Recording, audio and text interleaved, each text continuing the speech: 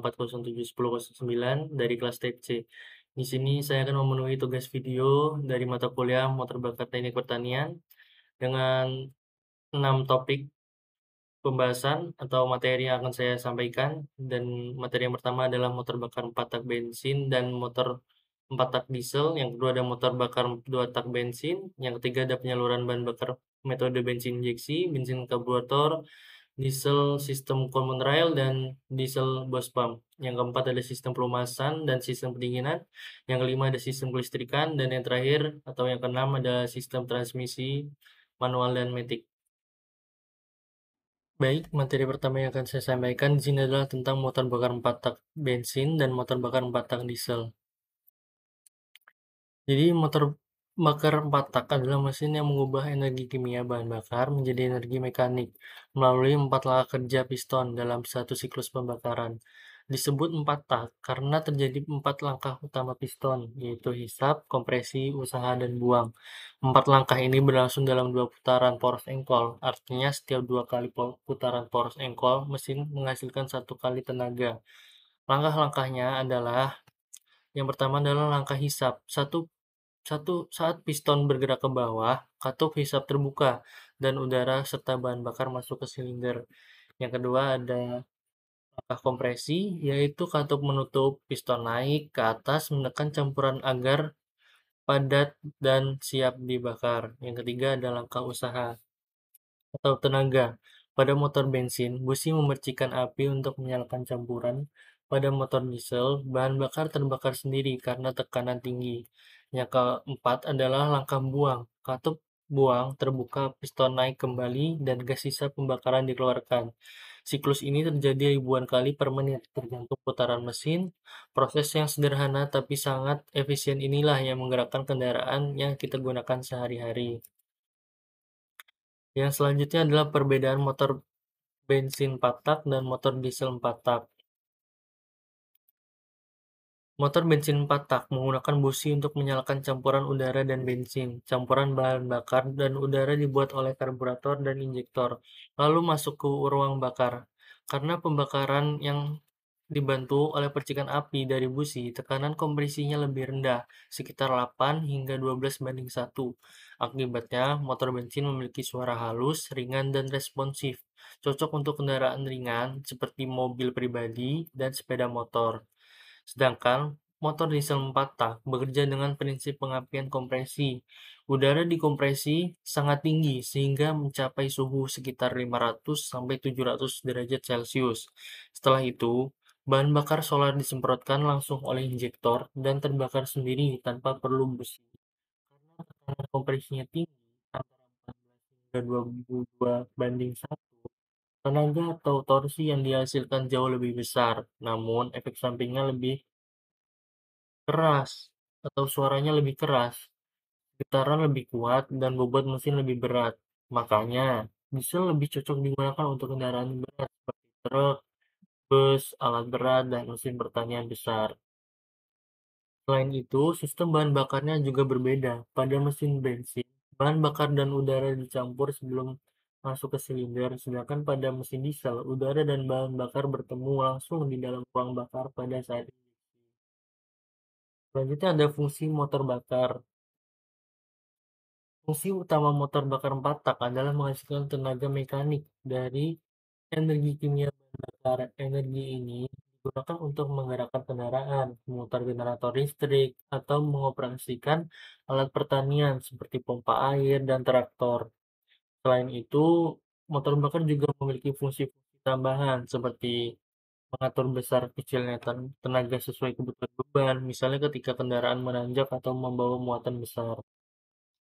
Yang selanjutnya adalah mengubah energi panas hasil pembakaran menjadi dalam putaran dan dengan efisiensi yang tinggi, dan menjaga kestabilan sistem kerja mesin agar suhu, tekanan, dan torsi tetap seimbang.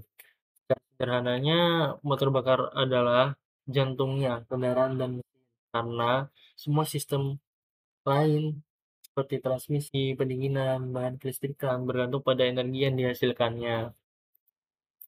Yang selanjutnya adalah karakteristik motor 4 tak. Motor 4 tak punya beberapa karakteristik penting yang membuatnya banyak dipakai dibanding motor 2 tak. Pertama, pembakarannya lebih sempurna karena setiap langkah bekerja lebih lengkap. Akibatnya, motor 4 tak lebih hemat bahan bakar dan ramah lingkungan. Gas buang yang dihasilkan lebih bersih karena tidak bercampur dengan oli. Kedua, motor 4 tak menghasilkan tenaga lebih stabil. Meskipun pada putaran rendah, inilah sebabnya mesin ini banyak digunakan pada kendaraan besar yang butuh torsi tinggi. Hingga dari segi perawatan, motor 4 tak cenderung lebih awet karena sistem pelumasannya baik, oli tidak mudah terbakar, hanya bersirkulasi untuk melumasi bagian dalam. Kekurangannya, konstruksi mesin lebih rumit dan berat, tapi hal itu sebanding dengan keandalannya lah. Selanjutnya ada komponen utama. Motor bakar 4 tak terdiri dari beberapa komponen utama. Yang pertama ada silinder dan piston, yaitu tempat pembakaran berlangsung. Yang kedua itu ada kartu piston dan kartu buang, yaitu fungsinya untuk mengatur aliran udara dan gas buang. Yang ketiga ada poros engkol atau crankshaft. Fungsinya adalah untuk mengubah gerak naik turun piston menjadi putaran. Yang keempat ada batang penghubung, yang fungsinya adalah untuk menghubungkan piston ke poros engkol. Selanjutnya ada busi. Busi ini khusus motor bensin untuk memercikan api pembakaran. Selanjutnya ada injektor. Ini untuk mesin diesel. Itu fungsinya untuk menyemprotkan bahan bakar ke ruang bakar dengan tekanan yang tinggi. Dan yang selanjutnya ada sistem pelumasan dan sistem pendinginan untuk menjaga suhu mesin agar tidak panas berlebih dan menjaga atau mengurangi gesekan. Seluruh komponen ini bekerja secara koordinasi ribuan kali per menit. Satu komponen rusak saja, kinerja mesin bisa turun drastis. Yang selanjutnya ada perhitungan daya motor bakar. Untuk mengetahui beberapa besar daya mesin yang menggunakan rumus P sama dengan tekanan rata-rata efektif dikali dengan panjang langkah piston dikali dengan luas penampang piston dikali dengan putaran mesin per menit atau RPM, kemudian dikali dengan jumlah silinder dan dibagi 60. Misalnya, mesin 4 tak silinder mempunyai tekanan efektif 7 bar, langkah piston 0,1 meter, luas piston 0,003 meter persegi, dan putaran mesin 3000 RPM. Jika kita hitung hasilnya sekitar 42 kilowatt atau sekitar 56 tenaga kuda.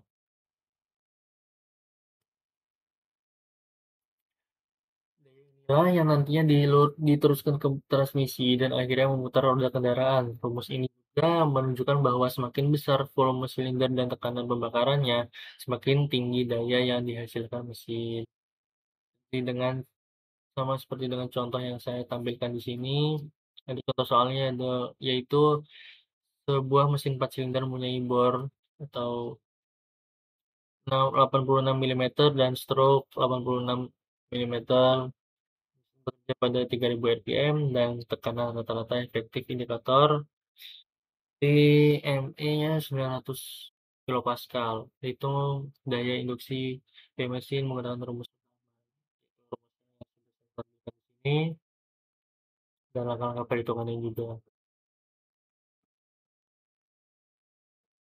Terakhir adalah kesimpulan. Dari pembahasan tadi kita bisa simpulkan bahwa motor bensin dan diesel sama-sama bekerja dengan 4 langkah utama, tetapi berbeda dari segi cara pembakaran dan karakteristik tenaganya. Motor bensin unggul dalam hal respon cepat, suara halus, dan putaran yang tinggi.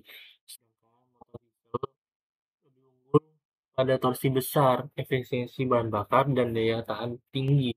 Keduanya mempunyai fungsi dan kelebihan masing-masing sesuai kebutuhan penggunaannya. Motor bensin ini lebih cocok digunakan untuk kendaraan ringan dan cepat, sementara motor diesel lebih cocok untuk kendaraan berat dan jarak jauh. Selain itu, motor bakar batang juga lebih ramah lingkungan dan efisiensi lebih tinggi dibanding motor dua tak, sehingga masih menjadi standar mesin yang digunakan secara halus sampai sekarang. Baiklah, terima kasih. Sebagai penutup, bisa kita simpulkan bahwa motor bakar batang, baik bensin maupun diesel, adalah rekayasa teknik yang luar biasa. Prinsip kerjanya sederhana, tetapi menghasilkan energi yang besar dan efisien.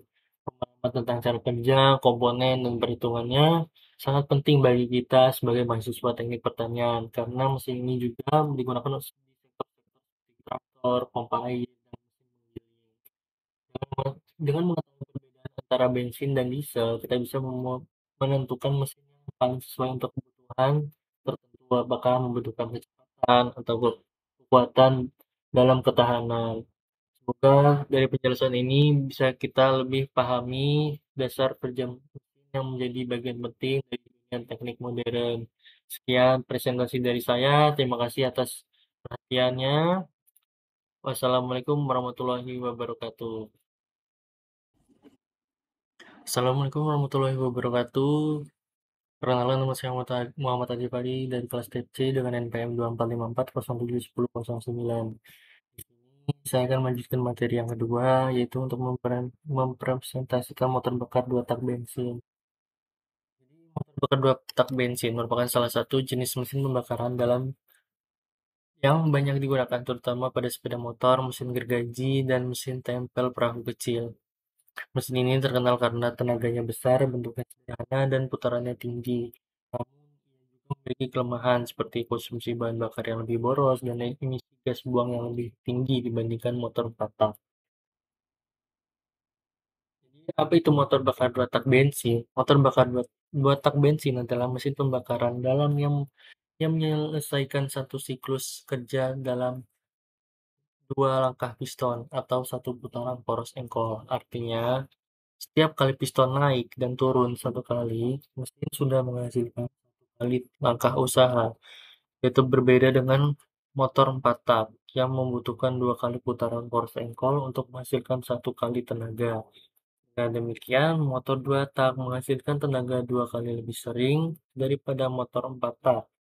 Ini alasannya mengapa motor 2 tak lebih bisa menghasilkan tenaga besar dalam waktu singkat, namun karena proses pembakarannya lebih sering, efisiensinya menurun dan emisinya meningkat. Secara umum, motor dua tak bekerja dengan memanfaatkan perbedaan tekanan di ruang silinder dan ruang engkol untuk mengalihkan campuran udara dan bahan bakar. Desain ini membuatnya lebih ringan dan sederhana, tapi membutuhkan pelumasan khusus menggunakan oli samping. Selanjutnya ada fungsi motor bakar dua tak bensin. Fungsi utama motor bakar dua tak bensin adalah mengubah energi kimia bahan bakar menjadi energi panas, kemudian menjadi energi mekanik berupa gerak. Namun selain itu, motor ini juga memiliki fungsi-fungsi tambahan, antara lain menghasilkan tenaga besar dengan desain mesin yang ringan dan sederhana. Selanjutnya ada digunakan sebagai penggerak utama pada kendaraan atau alat yang membutuhkan akselerasi cepat seperti motor balap, mesin gergaji, atau perahu tempel.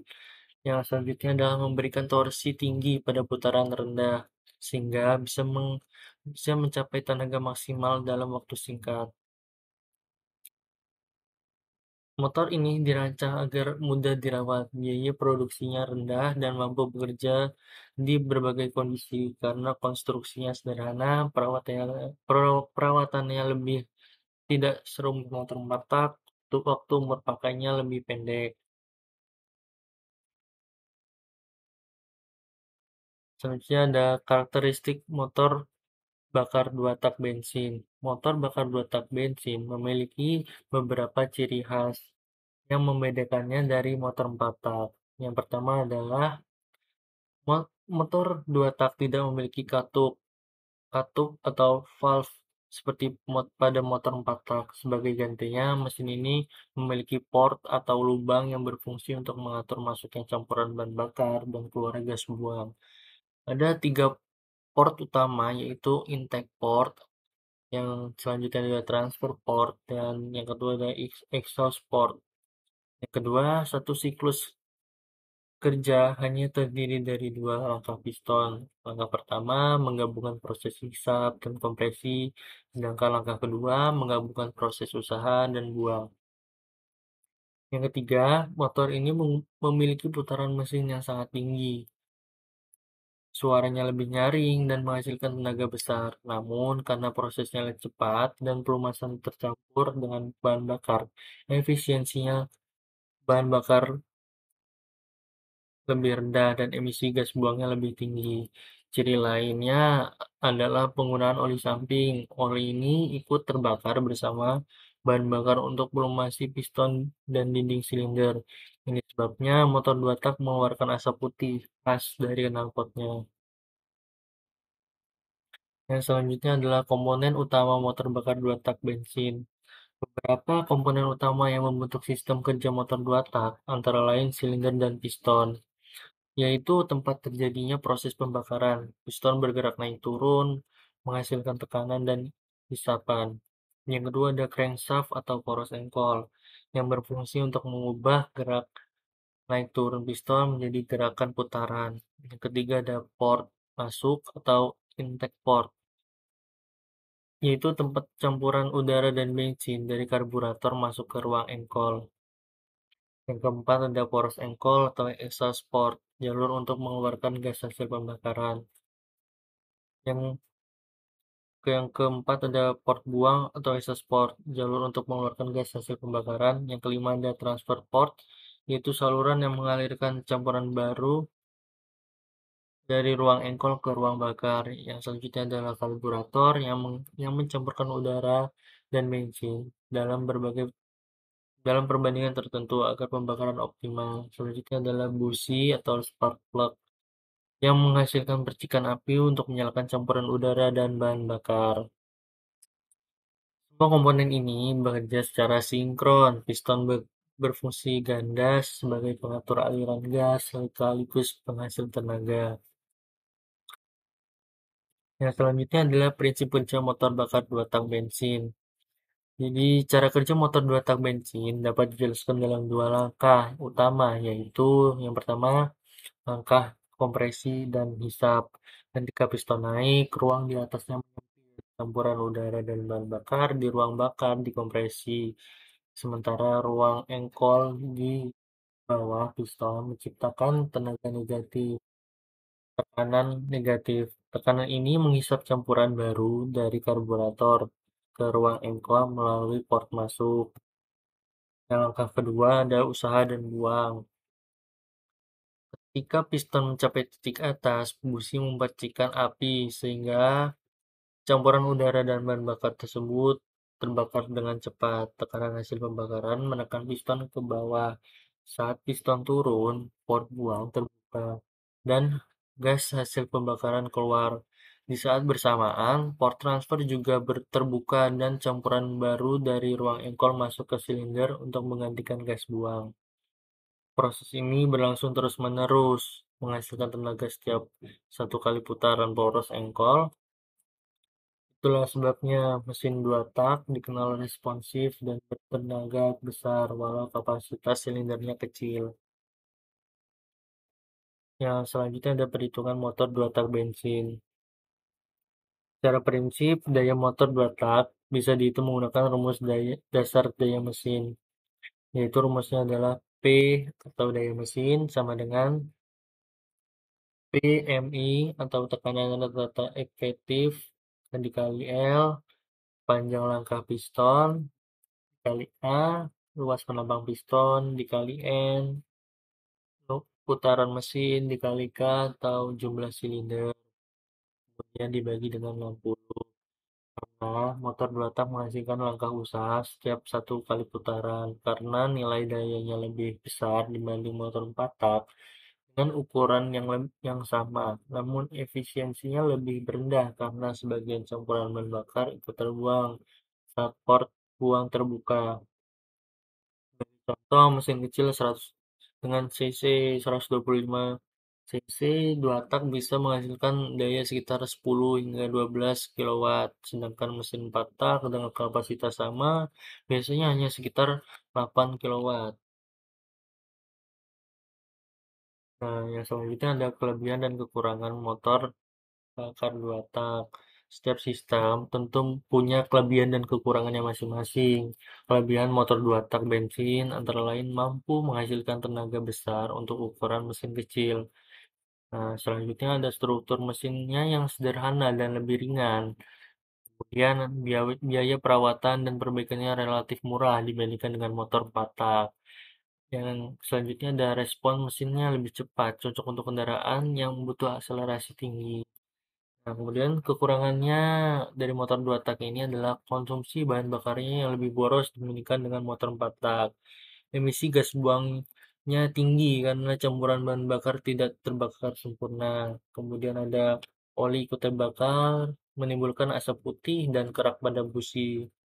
Makanya pada saat motor bakar 2 tak dihidupkan, biasanya sering muncul asap putih yang keluar dari ruang buangnya atau knalpotnya. Nah, selanjutnya ada umur mesin cenderung lebih pendek karena perumasannya yang kurang sempurna. Nah, alasan inilah saat ini mesin 2 tak sudah jarang digunakan pada kendaraan modern.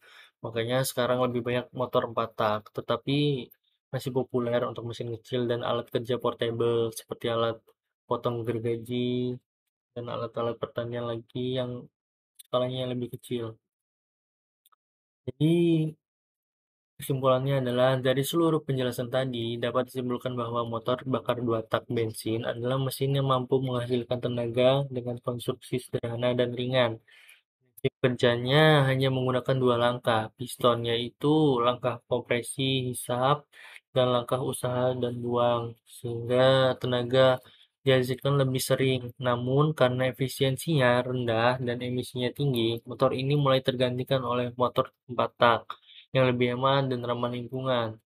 Meski begitu, motor 2 tak tetap penting untuk dipelajari karena konsepnya ini sederhana dan menunjukkan prinsip daya konvensi energi dalam mesin perbakaran dalam. Dengan memahami cara kerjanya, komponen, dan perhitungannya, kita bisa mengembangkan mesin yang lebih efisien dan ramah lingkungan di masa yang akan datang atau masa depan. Sebagai penutup, demikian penjelasan saya tentang motor bakar dua tak bensin. Semoga dari pembahasan ini kita bisa memahami bagaimana mesin bekerja, mulai dari proses pembakaran, pembentukan tenaga, hingga kelebihan dan kelemahannya. Terima kasih, sekian presentasi materi kedua dari saya. Saya tutup. Wassalamualaikum warahmatullahi wabarakatuh. Assalamualaikum warahmatullahi wabarakatuh. Perkenalkan, nama saya Muhammad Al-Ghifari dengan NPM 2454071009 dari kelas TEP C. Di sini saya akan melanjutkan materi yang ketiga, yaitu penyaluran bahan bakar atau bensin injeksi, bensin karburator, diesel atau solar system, common rail, dan diesel bus pump.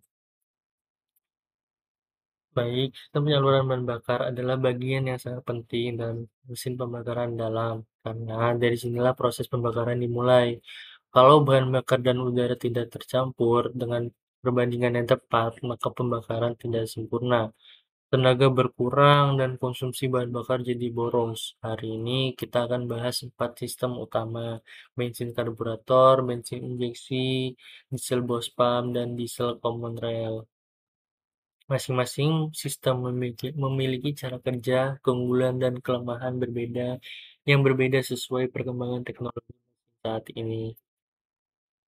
Nah, yang pertama ada pengertian umum. Sebelum masuk ke jenis-jenis sistem, mari kita pahami dulu pengertiannya. Penyaluran bahan bakar adalah proses mengatur dan mengirim campuran bahan bakar serta udara ke ruang bahan bakar agar pembakaran berlangsung efisien. Setiap jenis mesin memiliki sistem penyaluran bahan bakar yang berbeda karena perbedaan tekanan, kerja, jenis bahan bakar, dan sistem kontrol yang digunakan. Tujuan dari sistem penyaluran bahan bakar adalah untuk memastikan setiap langkah pembakaran menghasilkan energi maksimal dengan sisa gas buang seminimal mungkin. Pada mesin bensin, sistem ini berfungsi mencampurkan udara dan bahan bakar dalam rasio yang ideal. Biasanya sih 14,7:1 sebelum pembakaran. Sedangkan pada mesin diesel, bahan bakar solar disemprotkan ke udara panas hasil kompresi. Jadi di mesin diesel, udara dikompresi dulu, baru bahan bakarnya disemprotkan. Sedangkan pada mesin bensin, udara dan bahan bakar dicampurkan terlebih dahulu. Yang selanjutnya adalah sistem bensin karburator. Mari kita mulai dari sistem yang paling klasik, yaitu sistem karburator. Prinsip kerja karburator adalah mencampurkan bahan bakar dan udara menggunakan efek hisapan dari pergerakan piston. Ketika piston turun pada langkah hisap, udara mengalir melalui saluran venturi.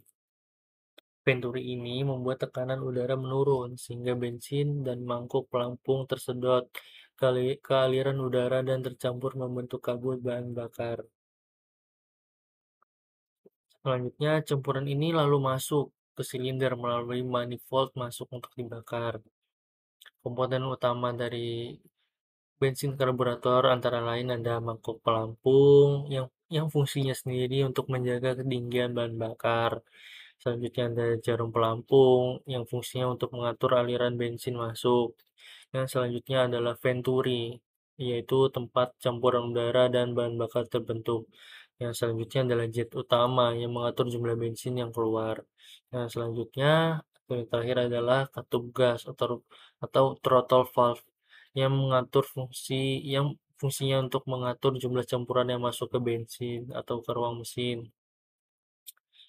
Sistem karburator tidak memiliki kontrol elektronik, semua prosesnya mekanis. Itu sebabnya karburator sangat sederhana, murah, dan mudah diperbaiki. Namun, karena bekerja secara mekanis, karburator tidak bisa mengatur campuran udara dan bahan bakar dengan presisi tinggi. Kadang campurannya terlalu kaya atau terlalu miskin, tergantung kondisi mesin.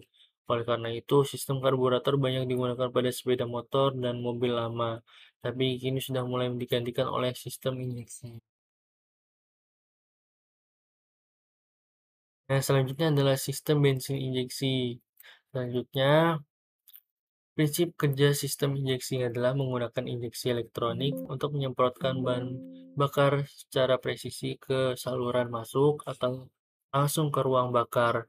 Jumlah dan waktu penyemprotan dikontrol oleh ECU atau Electronic Control Unit yang menerima data dari berbagai sensor mesin.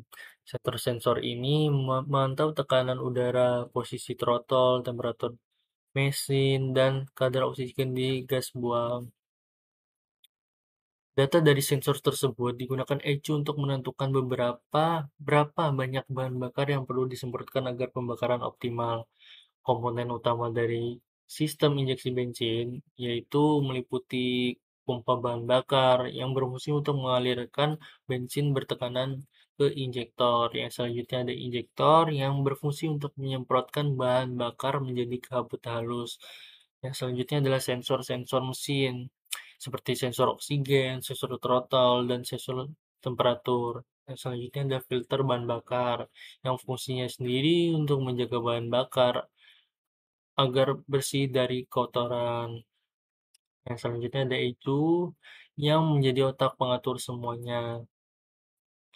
Kelebihan sistem injeksi ini, campuran bahan bakar dan udara lebih presisi, sehingga pembakaran lebih sempurna, emisi gas buang lebih rendah, dan ramah lingkungan.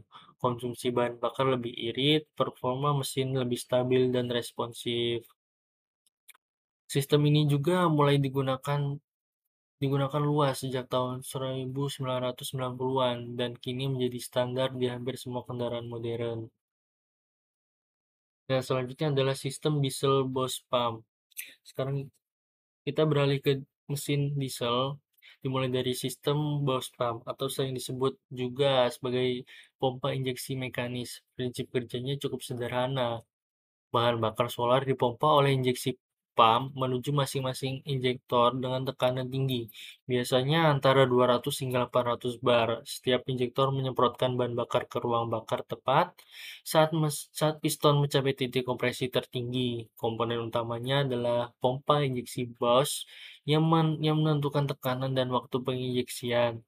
Yang selanjutnya ada injektor yang menyemprotkan bahan bakar ke dalam ruang bakar. Yang selanjutnya ada pipa tekanan tinggi yang mengalirkan solar dari pompa ke injektor. Yang selanjutnya adalah tangki dan filter solar yang fungsinya sendiri untuk menjaga bahan bakar tetap bersih. Sistem ini sepenuhnya mekanis, tidak dikontrol oleh ECU. Kelebihannya adalah ya lebih tahan lama, mudah diperbaiki, dan tidak tergantung pada sistem elektronik. Namun, karena tekanan injeksinya masih terbatas, pembakarannya tidak sehalus sistem modern, dan emisi gas buangnya cenderung lebih tinggi. Sistem BOSPA banyak digunakan pada kendaraan diesel lama seperti di truk, traktor, yang membutuhkan kekuatan dan keandalan yang tinggi di lapangan. Selanjutnya adalah sistem diesel common rail. Selanjutnya, yaitu generasi terbaru dari sistem injeksi diesel. Prinsip kerjanya menggunakan satu rel atau pipa bersama yang berfungsi sebagai tempat penampung bahan bakar bertekanan tinggi hingga mencapai 2000 bar. Bahan bakar ini kemudian disemprotkan oleh injektor elektronik ke setiap silinder dan semuanya dikontrol secara presisi oleh ECU. Pada sistem ini, tekanan bahan bakar tidak diatur oleh pompa injeksi langsung, melainkan oleh pompa tekanan tinggi dan regulator tekanan yang menjaga agar tekanan di common rail tetap stabil. Saat mesin membutuhkan tenaga lebih, ECU akan memerintahkan injektor untuk menyemprotkan bahan bakar dalam jumlah dan waktu yang tepat. Komponen utamanya sendiri ada pompa bertekanan tinggi, ada common rail atau pipa bersama, ada injektor elektronik, ada sensor tekanan dan ECU. Kelebihan dari sistem common rail ini, tekanan injeksi sangat tinggi dan stabil, membuat pembakaran lebih sempurna, tenaga mesin lebih besar dan suara lebih halus, efisiensi bahan bakar meningkat hingga 20%, emisi gas buang jauh lebih rendah. Sistem ini adalah standar pada semua mesin diesel modern karena kombinasi antara efisiensi, tenaga, dan ramah lingkungan. Selanjutnya ada perbandingan singkat dari sistem penyaluran bahan bakar. Jika kita bandingkan keempat sistem ini sih, karburator lebih sederhana, murah, dan tidak efisien. Tapi tidak efisien ya untuk karburator sendiri. Kemudian ada injeksi bensin, lebih presisi, ekonomis, dan ramah lingkungan. Yang selanjutnya ada bos pump, kuat, andal, cocok untuk kendaraan berat, tapi kurang halus. Yang selanjutnya ada common rail, adalah sistem paling modern dengan efisiensi dan performanya yang lebih tinggi. Perkembangan ini menunjukkan bahwa teknologi otomotif terus berkembang menuju sistem yang lebih cerdas, hemat hemat bahan bakar, dan bersih terhadap lingkungan. Nah, yang selanjutnya adalah perhitungan dasar. Perhitungan dasar pada sistem penyaluran bahan bakar biasanya melibatkan tekanan injeksi, debit bahan bakar, dan waktu penyemprotan. Rumus umumnya adalah μF atau laju aliran massa bahan bakar, kemudian sama dengan daya mesin atau P dibagi dengan μTH, efisiensi thermal mesin dikali dengan LHF atau nilai kalori bahan bakar per joule atau per kilogram. Kemudian di sini adalah contohnya. Sebagai contohnya di sini diketahui daya mesin 40.000 watt dengan efisiensi thermal mesinnya 0,30 dan nilai kalori bahan bakarnya 44 dikali 10 pangkat 6 joule per kilogram.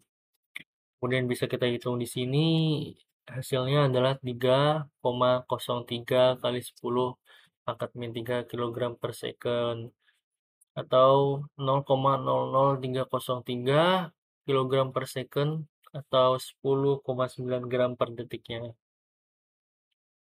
Dari nilai ini, ECU bisa menentukan beberapa lama injektor harus terbuka agar jumlah bahan bakar sesuai kebutuhan mesin. Semakin semakin presisi waktu penyemprotan, semakin efisiensi pembakaran yang dapat terjadi. Selanjutnya ada kesimpulan. Dari seluruh pembahasan tadi, dapat disimpulkan bahwa sistem penyaluran bahan bakar telah mengalami perubahan besar dari sistem mekanis menuju sistem elektronik. Sistem karburator dan bos pump yang dulu mengandalkan tekanan mekanis kini telah digantikan oleh sistem injeksi dan common rail yang dikontrol oleh komputer atau ECU ya. Perkembangan ini bertujuan untuk meningkatkan efisiensi bahan bakar, mengurangi emisi gas buang, dan menghasilkan tenaga mesin yang lebih besar. Pemahaman terhadap perbedaan sistem ini penting agar kita bisa menentukan sistem mana yang paling sesuai untuk jenis kendaraan atau mesin tertentu. Sebagai penutup, sistem penyaluran bahan bakar bukan hanya tentang bagaimana bensin atau solar disalurkan ke ruang bakar, tapi juga tentang bagaimana mesin menghasilkan tenaga dengan cara bersih atau cara paling efisien dan ramah lingkungan.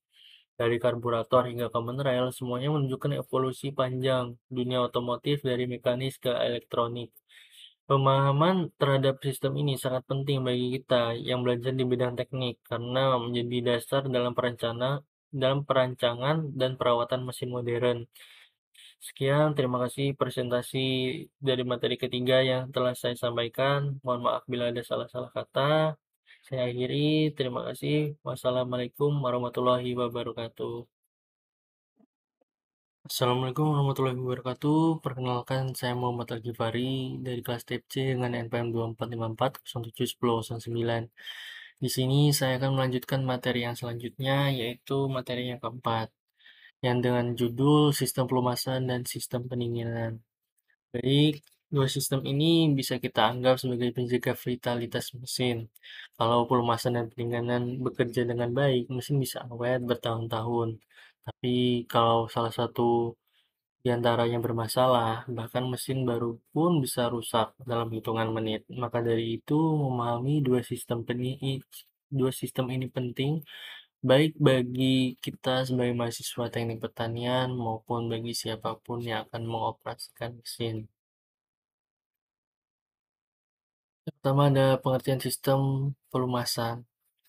Sistem pelumasan adalah sistem yang berfungsi menyalurkan oli ke seluruh bagian mesin yang bergesekan untuk mengurangi gesekan, untuk mendinginkan dan melindungi permukaan logam dari keausan.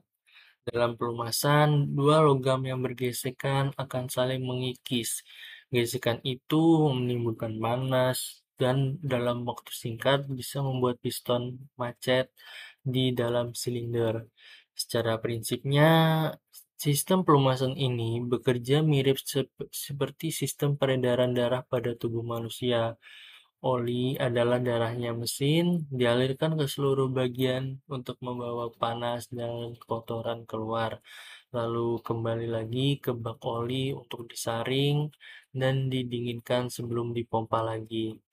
Jadi bisa dikatakan bahwa sistem pelumasan adalah nyawa mekanis dari motor bakar. Tanpanya tidak ada gesekan yang aman dan tidak ada efisiensi energi yang bisa dicapai. Selanjutnya ada fungsi sistem pelumasan. Sistem pelumasan memiliki beberapa fungsi utama yang semuanya saling berkaitan. Yang pertama ada mengurangi gesekan antar komponen mesin. Oli bekerja sebagai lapisan tipis di antara dua permukaan logam, misalnya antara dinding silinder dan piston. Lapisan ini mencegah kontak masuk langsung logam, sehingga mengurangi keausan dan energi yang terbuang karena gesekan. Tanpa oli, piston bisa macet hanya dalam beberapa detik kerja.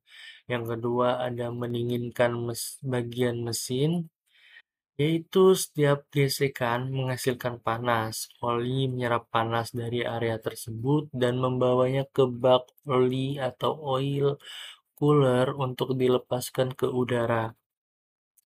Yang ketiga ada membersihkan dan membawa kotoran, yaitu selama mesin bekerja ada partikel halus hasil gesekan, jelaga, dan sisa pembakaran. Oli membawa partikel-partikel ini menuju filter untuk disaring. Yang keempat, ada menutup celah antar komponen. Oli juga membantu menutup celah kecil antar piston dan dinding silinder, menjaga agar tekanan pembakaran tidak bocor ke bawah. Yang kelima, ada mencegah karat dan oksidasi, yaitu oli membentuk lapisan pelindung agar logam tidak bersentuhan langsung dengan udara atau uap air, sehingga mencegah korosi. Fungsi-fungsi ini membuat oli menjadi lebih dari sekedar pelumas. Ia juga pendingin, pembersih, dan pelindung. Selanjutnya ada karakteristik dan jenis sistem pelumasan. Setiap mesin memiliki sistem pelumasan yang disesuaikan dengan ukuran, beban kerja, dan kecepatan operasinya. Ada tiga sistem utama, yaitu sistem percikan atau splash system. Yaitu pada sistem ini, oli tidak dipompa dengan tekanan, melainkan dipercikan oleh putaran poros engkol, sendok oli kecil di bagian bawah piston. Sistem ini sederhana dan digunakan pada mesin kecil seperti mesin dua tak atau mesin potong rumput. Kekurangannya sendiri distribusi oli tidak merata pada mesin besar. Selanjutnya ada sistem tekanan atau pressure system. Di sini oli dipompa menggunakan pompa oli menuju bagian-bagian mesin dengan tekanan tertentu. Tekanan ini memastikan bahwa komponen dari bantalan poros engkol, batang piston, hingga kepala silinder mendapatkan pelumasan yang cukup. Sistem ini umum dipakai pada mobil, traktor, dan mesin industri. Ketiga ada sistem gabungan atau combined system, yaitu mengombinasikan dua sistem di atas. Beberapa bagian mesin dilumasi dengan tekanan, sementara bagian lain mendapat pelumasan lewat percikan. Sistem ini menjaga efisiensi dan distribusi oli tetap baik di semua kondisi operasi. Karakteristik ini penting dari sistem pelumasan modern adalah sirkulasi tertutup. Artinya oli terus dipakai kembali setelah disaring, bukan malah dibuang. Yang selanjutnya adalah komponen sistem pelumasan. Mari kita lihat komponen utama dari sistem pelumasan. Yang pertama ada bak oli, pompa oli, filter oli, atau pengatur tekanan, saluran oli, oil cooler, dan pipa pengembalian oli. Baik, saya akan menjelaskan dari yang pertama dulu, yaitu bak oli atau oil pan. Tempat oli ditampung sebelum dipompa kembali, biasanya terletak di bagian bawah mesin. Nah, yang kedua ada pompa oli yang fungsinya sendiri berfungsi seperti jantung, memompa oli dari bak menuju saluran-saluran pelumasan. Yang ketiga ada filter oli. Nah, filter oli ini fungsinya untuk menyaring partikel logam dan kotoran agar oli bersih saat bersirkulasi kembali. Yang keempat ada katup pengatur tekanan, yaitu fungsinya untuk mencegah tekanan oli terlalu tinggi yang bisa merusak segel mesin. Nah, yang kelima ada saluran oli yang fungsinya sendiri untuk jalur-jalur di dalam blok mesin yang membawa oli ke semua titik pelumasan. Yang keenam ada oil cooler yang fungsinya sendiri untuk mendinginkan oli setelah bekerja agar viskositasnya tetap stabil. Yang terakhir atau yang ketujuh ada pressure gauge atau pipa pengembalian oli, yaitu fungsinya untuk indikator tekanan oli di dashboard kendaraan. Setiap komponen punya peran vital, misalnya filter yang tersumbat bisa membuat semua atau seluruh sistem kehilangan tekanan dan berpotensi membuat mesin menjadi macet. Nah, cara kerja sistem pelumasan ini sendiri, saat mesin hidupkan, pompa oli menyedot oli dari bak dan mengalirkannya ke filter. Setelah disaring, oli dikirimkan ke seluruh saluran utama atau main gallery di blok mesin. Dari sana oli didistribusikan ke bagian penting seperti poros engkol, poros hubungan, batang penghubung, piston, dan katup. Sebagian oli juga dialirkan ke sistem pendinginan oli bila suhu terlalu tinggi. Setelah selesai melumasi, oli kembali mengalir turun ke bak oli akibat gravitasi, dan siklusnya berulang tanpa henti. Siklus ini terjadi ribuan kali per menit selama mesin bekerja, yang menunjukkan betapa pentingnya kualitas dan volume oli dalam sistem. Selanjutnya ada perhitungan dasar dari sistem pelumasan, yang rumusnya sendiri adalah Q atau debit oli sama dengan V atau volume oli per T atau waktu. Nah, sebagai contohnya ada sebagai berikut yang saya tampilkan di PPT ini. Ya, artinya sendiri setiap detik 100 milimeter oli bersirkulasi, jumlah besar bila dikalikan ribuan detik kerja mesin. Selain debit, tekanan oli juga penting. Tekanan normal berkisar antara 2 hingga 5 bar untuk mesin kendaraan ringan dan bisa lebih tinggi untuk mesin berat. Selanjutnya ada kelebihan dan kekurangan sistem pelumasan.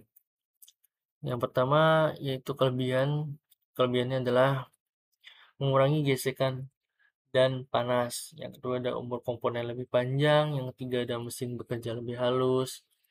Dan kekurangannya sendiri membutuhkan perawatan yang rutin. Jika oli tersumbat, mesin bisa rusak dan biaya perawatannya yang lebih tinggi. Karena itu, pemeriksaan tekanan oli dan kondisi pelumasan adalah hal pertama yang harus dilakukan sebelum menyalakan mesin lama atau setelah servis besar. Yang selanjutnya adalah pengertian dari sistem pendingin.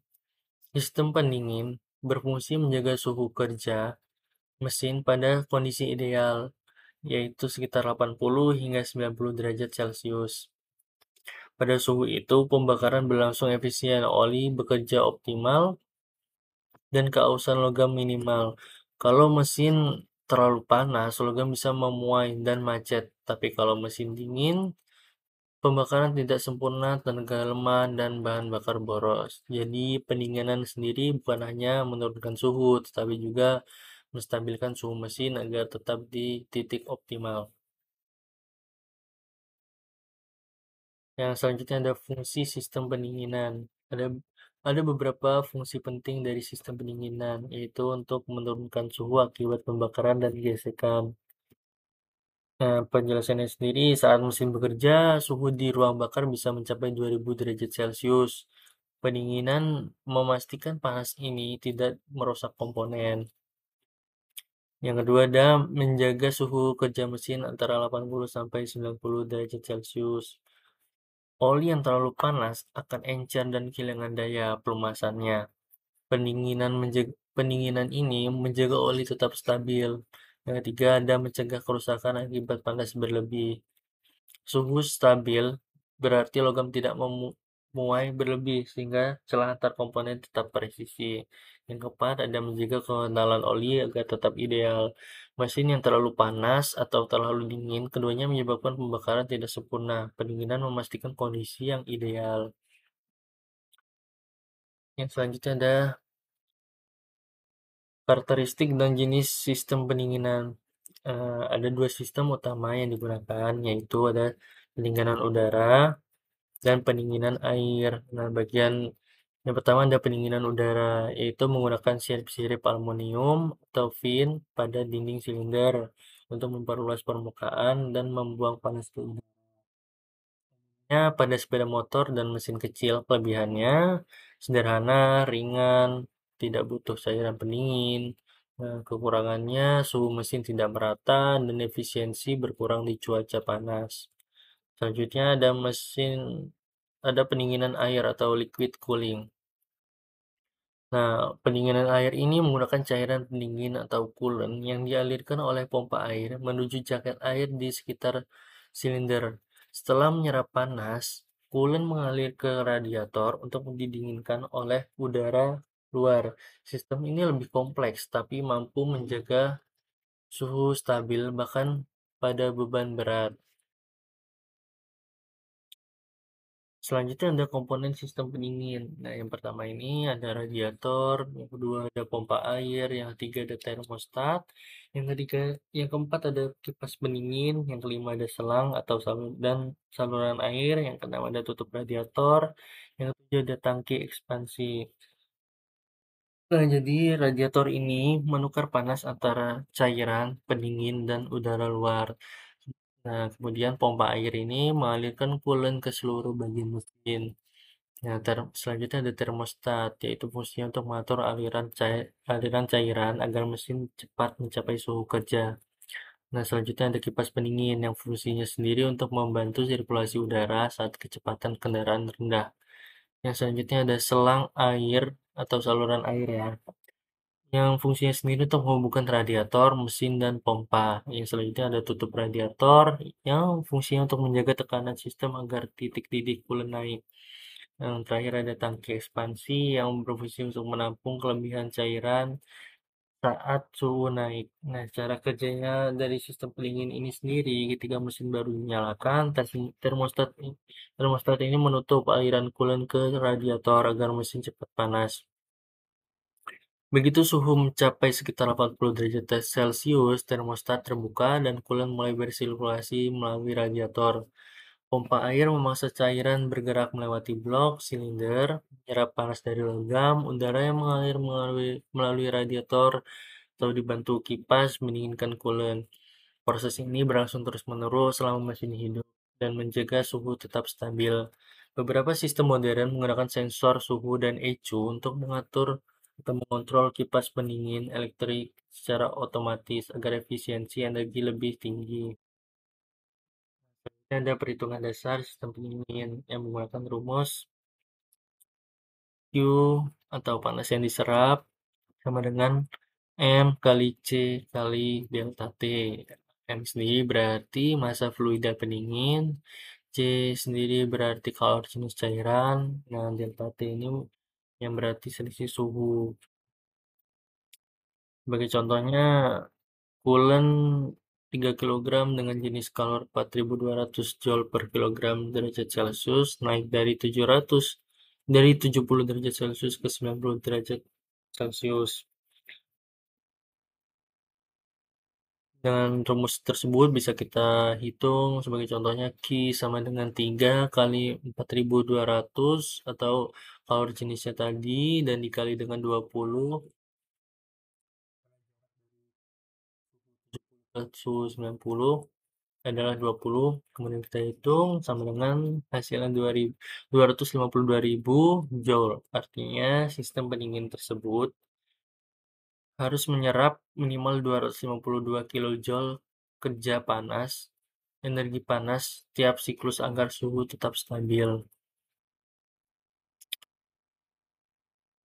Selanjutnya ada kelebihan dan kekurangan sistem pendingin. Kelebihan dan kekurangan sistem pendingin ini, yang pertama ada kelebihannya, yaitu suhu mesin ini stabil, cocok untuk mesin besar, membantu performa dan efisiensi bahan bakar. Nah, kekurangan dari sistem pendingin ini sendiri, bobot sistem menjadi lebih berat, perawatan lebih rumit, risiko kebocoran cairan pendingin. Kelebihan sistem pendingin udara,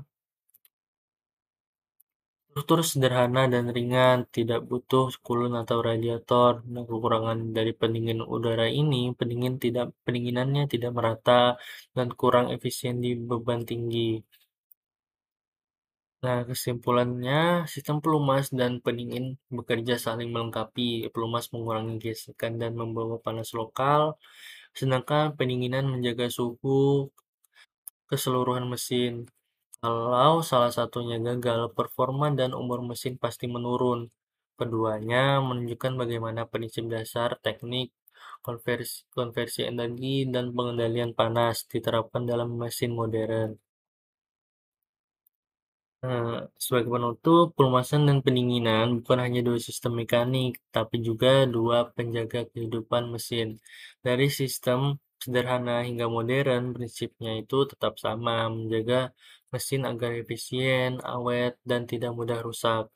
Semoga dari penjelasan ini kita bisa memahami pentingnya kedua sistem ini dan bisa menerapkan dalam perawatan mesin di lapangan. Terima kasih. Sekian presentasi dari saya tentang materi yang keempat ini. Saya akhiri. Wassalamualaikum warahmatullahi wabarakatuh. Assalamualaikum warahmatullahi wabarakatuh. Perkenalkan, nama saya Muhammad Al-Ghifari dari kelas TEP C dengan NPM 2454071009. Nah, di sini saya akan melanjutkan materi yang selanjutnya, yaitu materi yang kelima dengan judul sistem kelistrikan. Kalau kita bicara tentang mesin pembakaran, banyak orang langsung berpikir soal bahan bakar, piston, atau sistem pelumasan. Padahal itu tidak akan berfungsi sama sekali tanpa adanya sistem kelistrikan. Sistem kelistrikan ini bisa diibaratkan sebagai urat saraf dan otak dari kendaraan tersebut.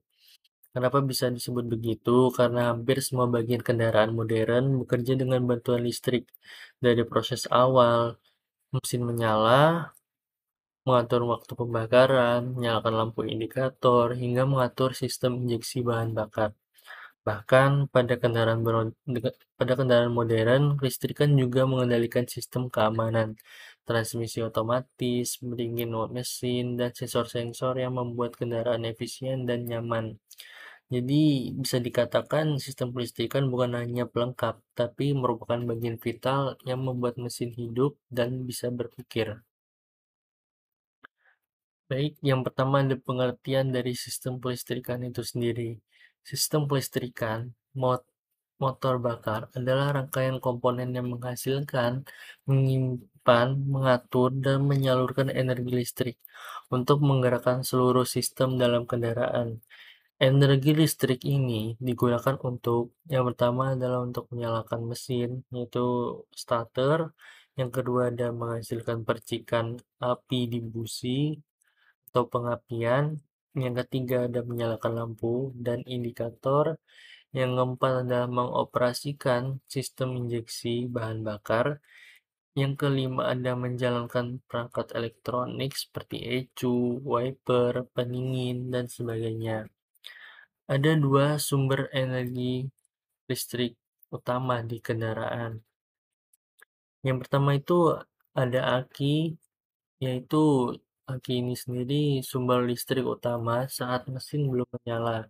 Ia menyuplai daya ke starter, lampu, dan sistem kontrol. Dan yang kedua ada alternator atau generator.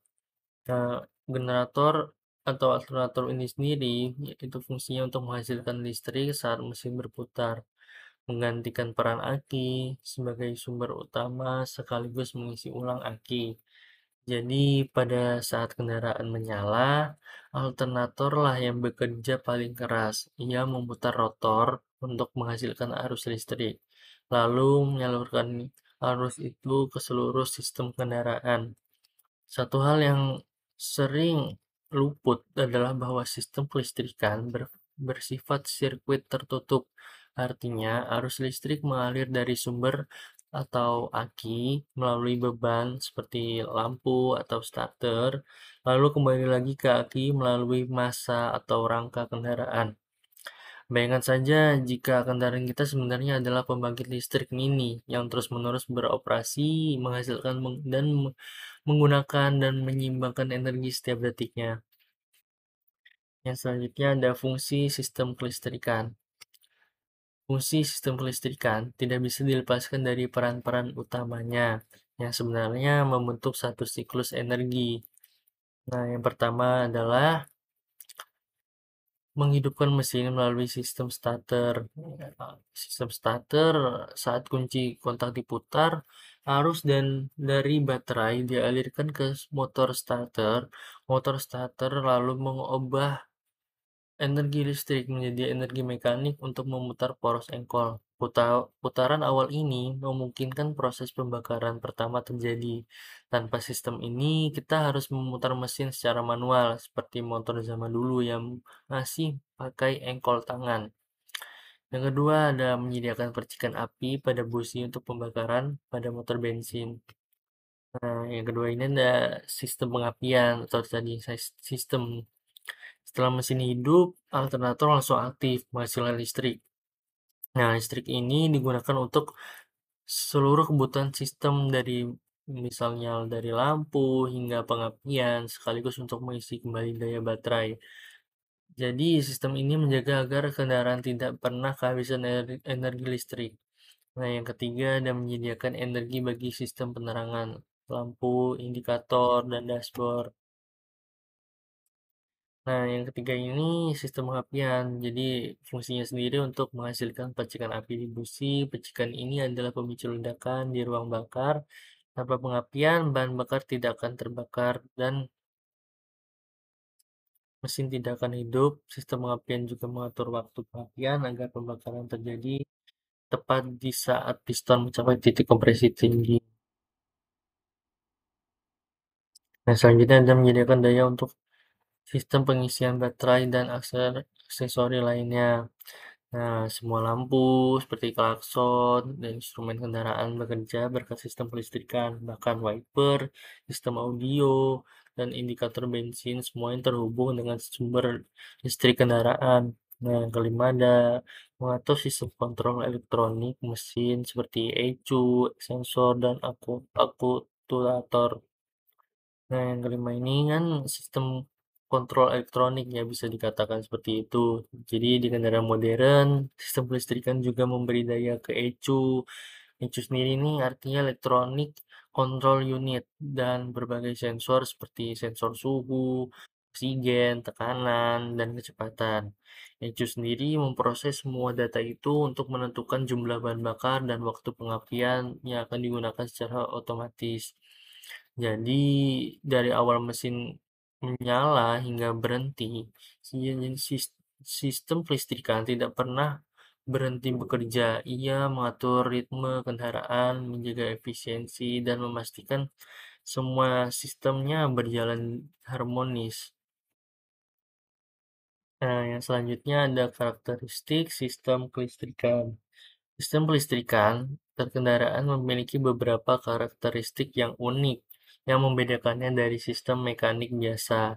Yang pertama, karakteristiknya adalah menggunakan arus DC dari baterai untuk komponen utama. Artinya adalah arus searah ini cocok karena semua perangkat kendaraan seperti seperti lampu, starter, ECU, dan dia kan bekerja dengan arus DC. Namun alternator menghasilkan arus bolak-balik atau yang bisa disebut dengan AC. Sehingga dibutuhkan dioda penyarah agar arusnya berubah menjadi DC. Nah, yang kedua, dilengkapi alternator untuk menghasilkan listrik saat mesin berputar. Yang artinya sendiri, kendaraan kecil seperti mobil dan motor menggunakan sistem 12 volt, sedangkan truk besar atau alat berat memakai sistem 24 volt. Yang ketiga, sistemnya bersifat tertutup dan grounding, artinya arus listrik yang keluar dari baterai harus kembali ke baterai. Rangka kendaraan digunakan sebagai jalur arus balik agar kabel bisa dikurangi dan bobot kendaraannya lebih ringan. Yang ke yang terakhir atau yang keempat dilengkapi sistem proteksi seperti sekring atau fuse untuk mencegah korsleting. Artinya sendiri adalah regulator memastikan tegangan stabil antara 13,8 sampai 14,5 volt agar tidak merusak lampu atau sistem elektronik.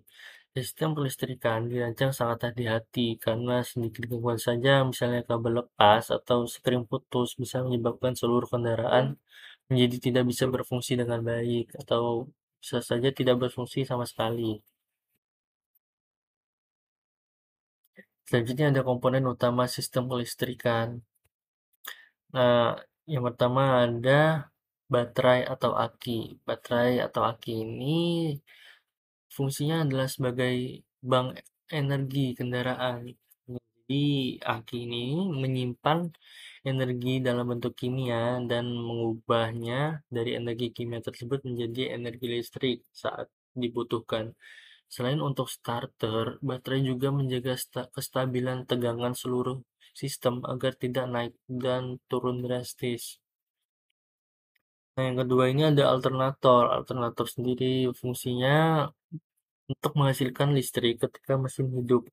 Alternator ini terhubung dengan mesin lewat sabuk atau belt. Ketika rotor berputar di dalam kumparan atau stator, arus listrik dihasilkan melalui induksi elektromagnetik. Yang ketiga ini ada regulator atau regulator tegangan ya. Nah, fungsinya dari regulator ini adalah untuk menjaga tegangan yang dihasilkan alternator tetap stabil. Jadi tanpa regulator, tegangan ini bisa melonjak dan merusak mesin. Yang keempat ada starter atau motor starter ya. Ya, fungsinya dari motor starter ini adalah untuk mengubah energi listrik menjadi tenaga mekanik untuk memutar mesin di awal. Selanjutnya ada ignition system atau pengapian. Jadi fungsi dari sistem pengapian atau ignition sistem ini adalah untuk mengubah tegangan rendah dari baterai menjadi tegangan tinggi untuk menimbulkan percikan api di busi. Selanjutnya ada wiring harness, adalah fungsinya sendiri adalah untuk jaringan kabel utama kendaraan yang menghubungkan semua komponen listrik dalam satu sistem. Nah, yang ketujuh ini ada fuse atau relay. Jadi fuse ini melindungi rangkaian dari arus berlebih, sedangkan relay sendiri ini bekerja sebagai saklar otomatis. Jadi setiap komponen yang ada di sini, di antara 7 komponen ini, setiap komponen ini ibarat organ tubuh manusia. Jadi saling bekerja, saling mendukung, dan kalau salah satu di antara ini gagal atau rusak, maka sangat berdampak sekali bagi kendaraan tersebut, atau seluruh sistem bisa terganggu atau tidak berjalan dengan baik sesuai dengan yang seharusnya berjalan. Nah, yang selanjutnya ada sistem utama dalam kelistrikan. Secara umum sendiri, sistem kelistrikan dibagi menjadi 4 subsistem besar. Nah, yang pertama ini sistem pengisian atau charging system. Charging system ini fungsinya ini menghasilkan listrik untuk mengisi baterai dan memberi daya ke seluruh kendaraan. Nah, yang kedua ini sistem starter atau starting system. Nah, fungsinya sendiri ini untuk mengubah energi listrik gerak mekanik awal untuk memutar mesin. Jadi sistem starter ini sangat berdampak besar bagi kendaraan karena dia sebagai sistem awal lah untuk kendaraan tersebut untuk menyala. Nah, yang selanjutnya ada sistem pengapian atau ignition system. Jadi sistem pengapian ini nih mengubah tegangan rendah menjadi tegangan tinggi untuk menghasilkan percikan api di bagian busi. Jadi kalau tegangan itu tinggi, maka percikan api di bagian busi juga menjadi lebih maksimal. Nah, sebaliknya jika tegangan bu tegangannya rendah, maka percikan api yang di busi pun tidak akan tinggi atau tidak akan maksimal, sehingga kendaraan sendiri tidak dapat berjalan dengan semestinya atau hidup dengan semestinya. Nah, yang keempat ada sistem penerangan dan aksesori atau lighting dan aksesori system.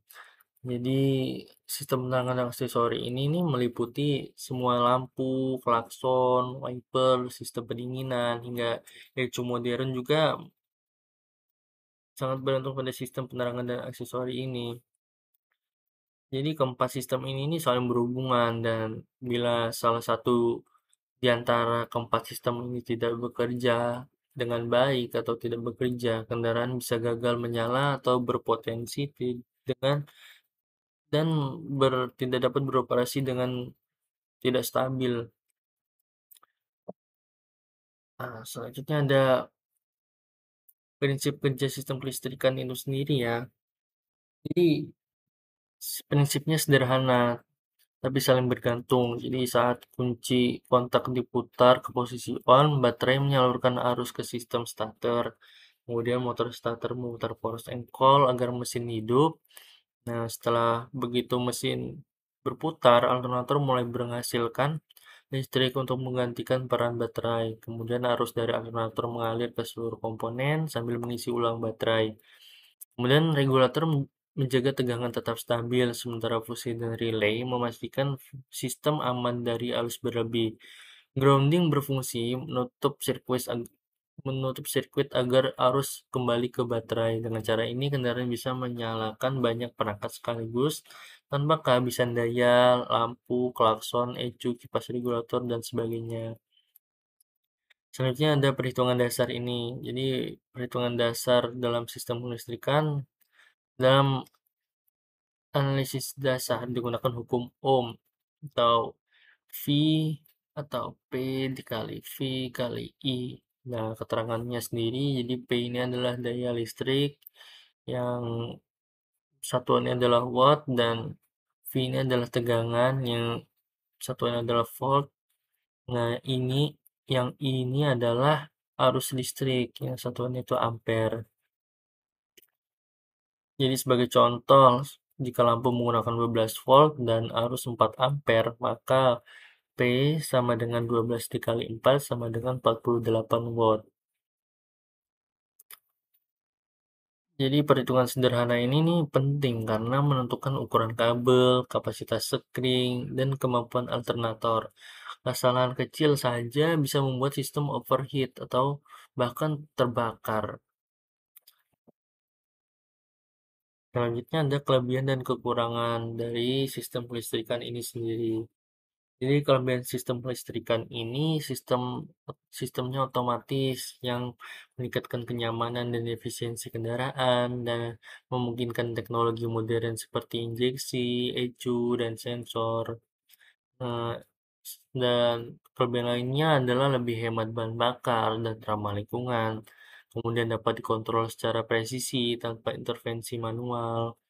Dan kekurangannya dari sistem kelistrikan ini sendiri ini sangat sensitif terhadap air dan panas. Jika aki atau alternator rusak, seluruh sistem bisa lumpuh. Selanjutnya membutuhkan perawatan rutin dan teknis khusus. Selanjutnya ada kerusakan kecil pada kabel bisa menyebabkan gangguan yang besar. Nah, selanjutnya ada perawatan pada sistem kelistrikan. Jadi ada perawatan-perawatan yang bisa kita lakukan lah untuk menjaga sistem kelistrikan ini agar berjalan tetap optimal dan baik. Jadi yang pertama ada periksa tegangan aki di 12,6 volt saat mati dan 14 volt saat hidup. Jadi jika aki tersebut berbeda dengan dari saat mati 12,6 volt saat mati, tapi dia berbeda, maka itu tidak tegangan akinya tidak baik. Dan saat hidup juga jika tekanan aki ini tidak 14 volt, maka tegangan dari aki ini berarti juga tidak baik. Kemudian ada perawatan yang selanjutnya adalah bersihkan terminal dari karat. Selanjutnya ada periksa fuse, relay, konektor. Selanjutnya ada pastikan sabuk alternatornya tidak kendor. Dan selanjutnya ada hindari air masuk ke komponen listrik. Dengan langkah sederhana ini, sistem listrik kan bisa bertahan bertahun-tahun tanpa gangguan yang besar. Simpulannya dari penjelasan saya dari materi kelistrikan ini adalah kita bisa simpulkan bahwa sistem kelistrikan adalah pusat kehidupan kendaraan.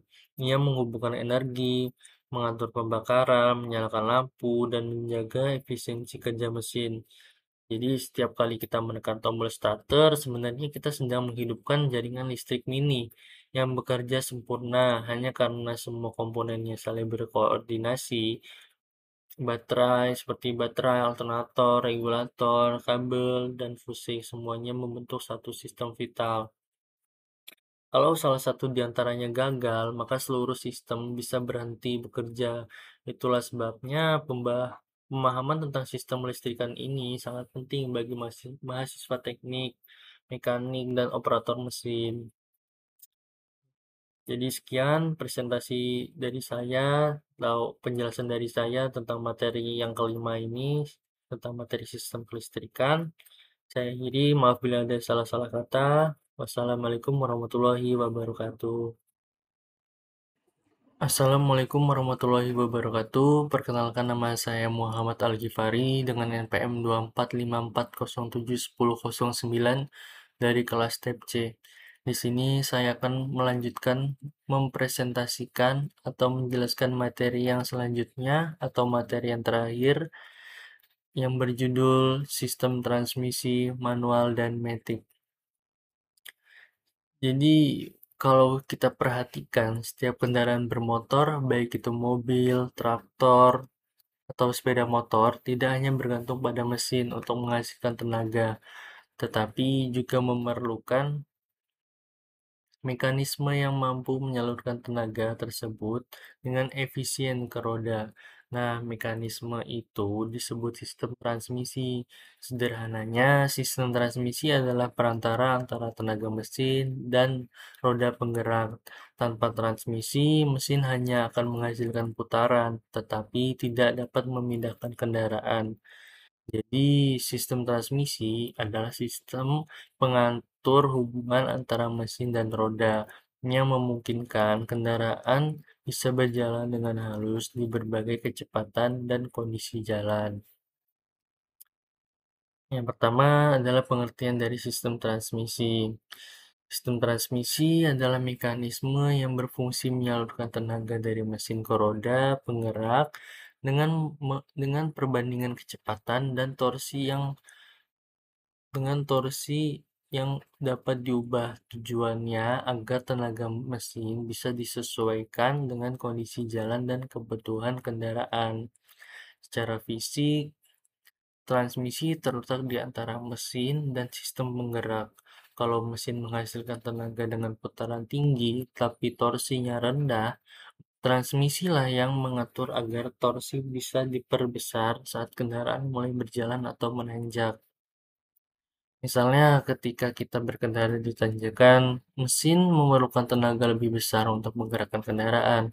Transmisi menyesuaikan pergerakan gigi, menurunkan kecepatan putar, tapi menaikkan torsi sehingga kendaraan bisa menanjak dengan lancar tanpa memerlukan atau membuat mesin menjadi berat. Sebaliknya, saat kendaraan melaju di jalan datar dengan kecepatan tinggi, transmisi akan menurunkan rasio torsi agar putaran mesin tidak terlalu tinggi dan bahan bakar tetap efisien. Jadi, sistem transmisi tidak hanya menyalurkan tenaga, tapi juga mengatur efisiensi tenaga agar kendaraan dapat berjalan sesuai kondisi tanpa membebani mesin. Selanjutnya ada fungsi sistem transmisi. Jadi, sistem transmisi memiliki beberapa fungsi utama yang semuanya saling berkaitan dan mendukung performa kendaraan. Yang pertama ada meneruskan tenaga dari mesin ke poros penggerak roda, yang artinya inilah fungsi paling dasar transmisi menjadi penghubung utama antara mesin dan sistem penggerak. Nah, yang kedua ada mengubah momen puntir atau torsi dan kecepatan putaran sesuai kebutuhan. Nah, artinya mesin menghasilkan torsi tertentu, namun tidak selalu sesuai dengan kebutuhan kendaraan. Transmisi menyesuaikan agar kendaraan dapat melaju pelan tapi bertenaga, atau cepat tapi irit bahan bakar. Nah, yang ketiga ada memungkinkan kendaraan bergerak maju dan mundur, yang artinya melalui sistem gigi mundur atau reverse gear, transmisi memberi kemampuan kendaraan untuk bergerak ke arah berlawanan. Nah, yang keempat, memudahkan kendaraan berhenti tanpa mematikan mesin. Saat kita berhenti saat kita berhenti di lampu merah, transmisi dan kopling mampu memutus tenaga mesin tanpa perlu mematikan mesin itu sendiri. Nah, yang kelima, menyediakan rasio gigi yang efisien di berbagai kondisi jalan. Yang artinya adalah rasio gigi inilah yang memungkinkan kendaraan berakselerasi harus di berbagai kecepatan dari start, menanjak, hingga cruising di jalan tol. Nah, tanpa transmisi, mesin harus bekerja langsung ke roda, yang artinya kendaraan tidak bisa mengatur torsi. Hasilnya, konsumsi bahan bakar boros dan akselerasi tidak stabil. Selanjutnya ada karakteristik transmisi manual dan matic. Sekarang kita bahas dua jenis transmisi yang paling umum digunakan, yaitu manual dan matic. Transmisi manual, semua perpindahan gigi dilakukan secara manual oleh pengemudi. Kedua, menggunakan kopling mekanik, yaitu hubungan langsung antara mesin dan transmisi. Selanjutnya, biasanya memiliki 5 sampai 6 tingkat percepatan atau gear yang biasanya disebut dengan gear. Selanjutnya, memberikan kontrol penuh terhadap tenaga dan kecepatan kendaraan. Artinya, transmisi manual sering digunakan pada kendaraan sport, truk, dan mobil off-road karena memberikan kontrol total terhadap torsi dan kecepatan kendaraan itu tersendiri. Kemudian ada karakteristik dari transmisi matic atau otomatis. Yang pertama adalah perpindahan gigi dilakukan secara otomatis oleh sistem hidrolik atau elektronik. Selanjutnya menggunakan torque converter sebagai pengganti kopling, dan yang selanjutnya ada rasio gigi diatur oleh valve body dan sensor kecepatan dari mesin serta roda. Selanjutnya memberikan kenyamanan tinggi saat berkendara di lalu lintas padat karena tidak perlu menginjak kopling. Jadi transmisi otomatis ini lebih nyaman untuk digunakan sehari-hari, terutama di kota besar yang lalu lintasnya padat, seperti kota-kota yang banyak dengan lampu lalu lintas. Jika kita menggunakan kendaraan dengan transmisi manual, justru akan melelahkan bagi diri kita sendiri, karena seperti kendaraan beroda 4 atau mobil, kita harus menekan kopling, atau ketika macet-macetan menekan kopling terus-terusan sehingga tidak efisien lah bagi kita sendiri. Nah, transmisi otomatis ini lebih nyaman untuk digunakan sehari-hari, terutama di kota-kota besar yang lalu lintasnya padat. Seperti yang sudah saya jelaskan tadi, namun efisiensinya sedikit lebih rendah dibandingkan manual. Secara singkat, manual ini artinya kontrol dan efisiensi, sedangkan matic artinya kenyamanan dan kemudahan. Selanjutnya adalah komponen utama transmisi manual. Jadi, pada transmisi manual, ada beberapa komponen utama yang saling bekerja, yaitu yang pertama adalah kopling atau clutch, ada poros input dan output. Selanjutnya ada gigi, transmisi atau gear set. Selanjutnya ada shift fork atau gear lever. Selanjutnya ada synchronizer. Nah, saya akan menjelaskan dari yang pertama, yaitu kopling atau clutch. Jadi, fungsi kopling ini yaitu berfungsi untuk memutuskan dan menghubungkan tenaga dari mesin ke transmisi. Saat pedal kopling ditekan, tenaga mesin putus agar gigi bisa diganti tanpa gesekan keras. Nah, yang kedua ada poros input dan output. Jadi, poros input dan output ini berfungsi yang berbeda. Jadi poros input ini berfungsi untuk menerima tenaga dari mesin, sedangkan poros output ini menyalurkannya ke roda penggerak. Yang ketiga ada gigi transmisi atau gear set. Jadi fungsi dari gigi transmisi ini adalah mengatur perbandingan kecepatan dan torsi. Setiap kombinasi gigi memiliki rasio yang berbeda. Yang keempat ada shift fork dan gear lever atau tuas persneling yang berfungsi untuk alat yang digunakan pengemudi untuk memindahkan posisi gigi. Selanjutnya ada synchronizer, yaitu fungsinya adalah menyamakan kecepatan antara gigi yang akan dipindahkan sehingga perpindahan gigi terasa halus tanpa benturan. Jadi kesimpulannya dari komponen-komponen tadi, ini komponen-komponen ini bekerja secara serempak. Saat kopling ditekan, gigi diubah, lalu kopling dilepas perlahan agar tenaga dari mesin kembali tersambung secara halus. Semua ini terjadi dalam hitungan detik dan sangat bergantung pada keterampilan pengemudi. Yang selanjutnya adalah komponen utama dari transmisi matic. Nah, berbeda dengan manual, jadi transmisi matic atau otomatis memiliki sistem yang lebih kompleks dan dikendalikan oleh tekanan oli serta komputer. Jadi komponen-komponennya ada torque converter, ada planetary gear set, ada hydraulic system, ada valve body, ada transmisi control unit atau TCU. Saya akan menjelaskannya dari yang pertama, ada torque converter. Jadi torque converter ini fungsinya untuk menggantikan fungsi kopling pada sistem manual. Jadi komponen ini nih menggunakan fluida atau oli transmisi untuk menyalurkan tenaga dari mesin ke transmisi sekaligus melipat gandakannya torsi saat akselerasi awal. Nah, yang kedua ini ada planetary gear set. Nah, fungsi dari planetary gear set ini untuk mengatur rasio percepatan secara otomatis. Atau gigi ini bisa diputar dengan kombinasi tertentu untuk menghasilkan berbagai rasio tanpa perlu perpindahan mekanik secara langsung.